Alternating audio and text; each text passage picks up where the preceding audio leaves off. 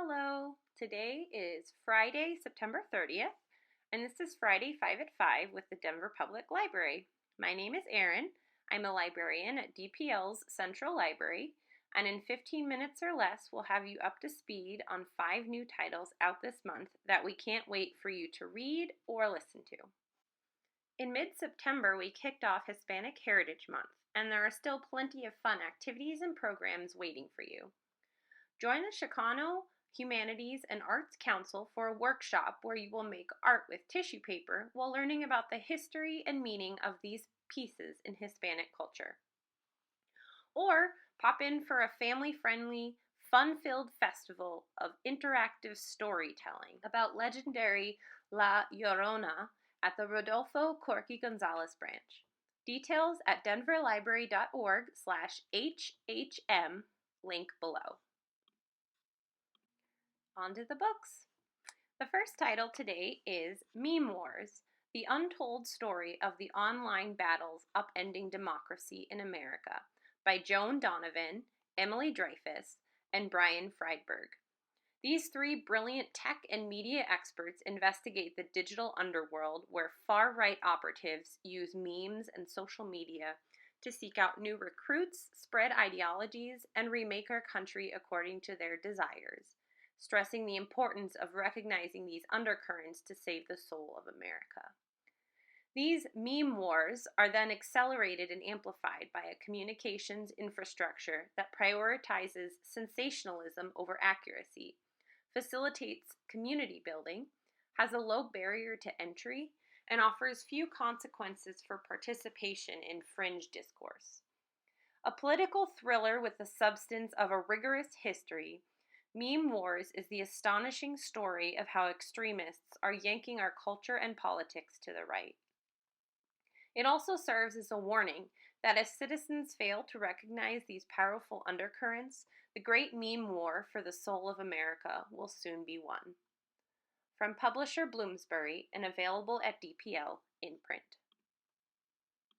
Also of interest to you may be Breaking the Social Media Prism, How to Make Our Platforms Less Polarizing by Chris Bale, in which the author explains that social media functions less like a mirror and more like a prism that distorts our identities, empowers status-seeking extremists, and renders moderates all but invisible.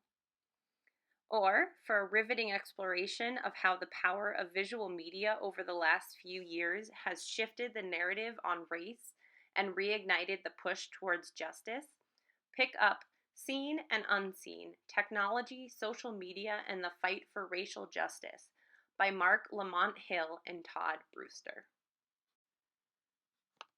Leah Fern and her magician mother, Jeannie Starr, were part of the Blazing Calyx Carnival up until her mother left her with a friend and never returned. On her 21st birthday, Leah makes the decision to end her life. Then she receives news that her neighbor, Essie East, has died and left her an inheritance. In The Strange Inheritance of Leah Fern, author Rita Zoe Chin sends Leah on a fantastic journey, collecting a set of 9 letters waiting in 9 post offices around the country left by Essie. Clutching at straws for answers, Leah follows Essie's trail, scatters the women's ashes as directed, and slowly pieces together the story of her long-lost mother. The story dips in and out of Leah's past, offering glimpses of her childhood being brought up in a carnival with chaotic and caring folks all around, from whom she could learn and draw comfort. Filled with magical realism, this is a moving story about the power of faith and community to deliver hope, even in the most trying of times. From Melville House Publishing and available at DPL in print. For more magic and wonder, pull out the now classic Big Fish, a novel of mythic proportions by Daniel Wallace, which was made into a delightful movie in 2004 featuring Jessica Lange, Ewan McGregor, and Tim Burton, among others. Or, in recognition of Hispanic Heritage Month, pick up a copy of Don Quixote by Miguel de Cervantes, which presents the classic Spanish tale of chivalry and abiding optimism, depicting the exploits of a journeying knight who attempts to bring justice and truth to the world. In Indigenous Continent, the Epic Contest for North America, Finnish historian and professor of American history at Oxford, Pekka Hamalainen, overturns the traditional Eurocentric narrative, demonstrating that, far from being weak and helpless, victims of European colonialism, indigenous peoples controlled North America well into the 19th century. Native empires frequently decimated white newcomers in battle, forcing them to accept and even adopt native ways. Indigenous people flourished due to sophisticated diplomacy and flexible leadership struggles. In our myth-busting era, this restoration of Native Americans to their rightful place at the very center of American history will be seen as one of the most important correctives yet. This is sure to be a fascinating read for anyone who grew up hearing that same old foundational myth of America. You know, that one that doesn't exactly hang together. From publisher Liveright and available at DPL in print. For a snapshot of this history, consider Steve Inskeep's Jacksonland, which presents a thrilling narrative history of President Andrew Jackson and Cherokee Chief John Ross, two heroic yet tragically opposed men whose actions decided the fate of states and Indian nations in America at a moment of transition. Or zero in on one indigenous hero from the Chesapeake region in A Brave and Cunning Prince, The Great Chief Opechancanough and the War for America by James Horn. This next title is an excellent choice if you're looking to tie in your reading with Hispanic Heritage Month. The Family IZQUIERDO by Ruben Degollado. This highly anticipated debut weaves together the lives of 3 generations of a Mexican-American family bound by love and a curse. Their collective story begins in McAllen, Texas, just 7 miles from the U.S.-Mexico border. For generations before, Octavio Izquierdo's predecessors used to come and go, crossing freely, still in their own country, before an imaginary line delineated nations and separated families. The characters, who are complex and tightly linked to one another, are enlivened by their belief in a mix of superstition, brujeria, and Catholicism that feels both familiar and playful. Degollado's absorbing novel resembles deftly interlinked short stories with impressive nonlinear chapters that could easily stand alone. That he favors the older Izquierdo children here suggests a sequel might prove necessary to assuage inspired, curious readers. From publisher W. W. Norton and Company and available in print from DPL and as an ebook or e-audiobook through Overdrive.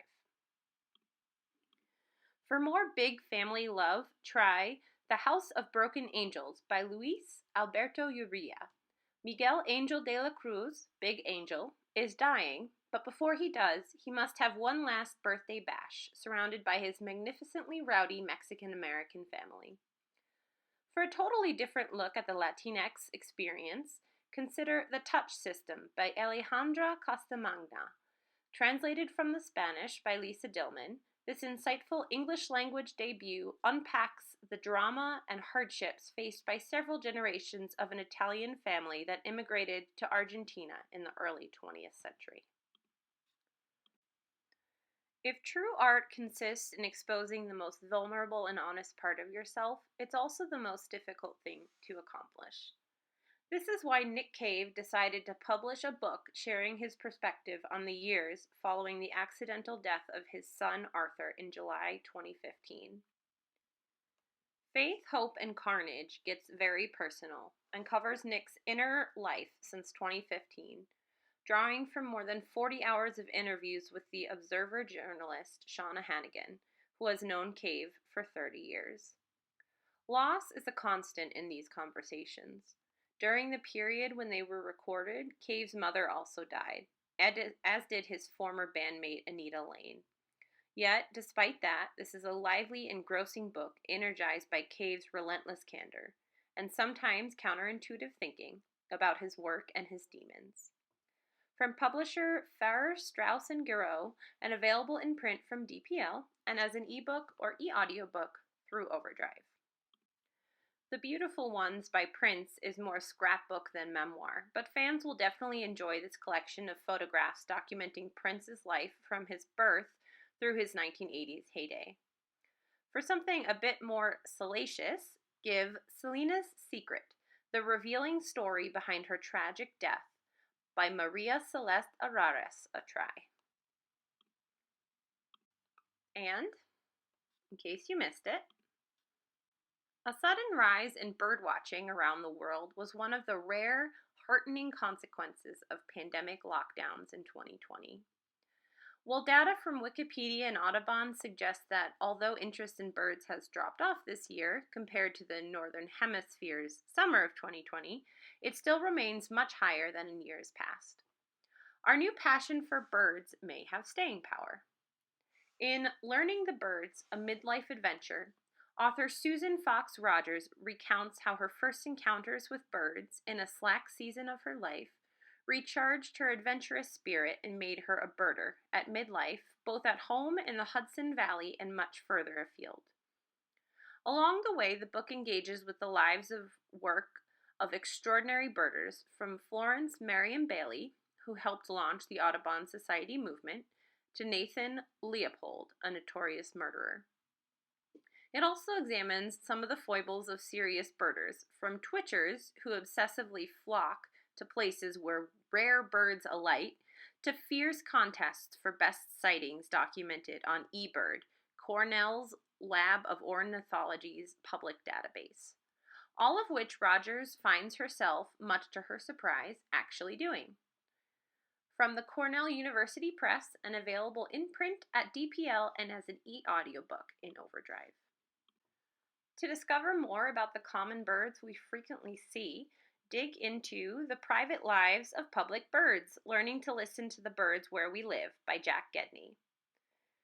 Or A Most Remarkable Creature, The Hidden Life and Epic Journey of the World's Smartest Birds of Prey by Jonathan Meberg, zeroes in on a rare and mysterious bird of prey, the caracara, that puzzled Darwin, fascinates modern-day falconers, and carries secrets of our planet's deep past in its family history.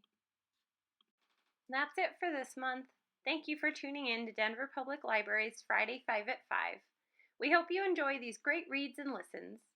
Check out or place a hold on these titles and a whole lot more right now at denverlibrary.org, link below. Tune in next month for new recommended reads. Bye!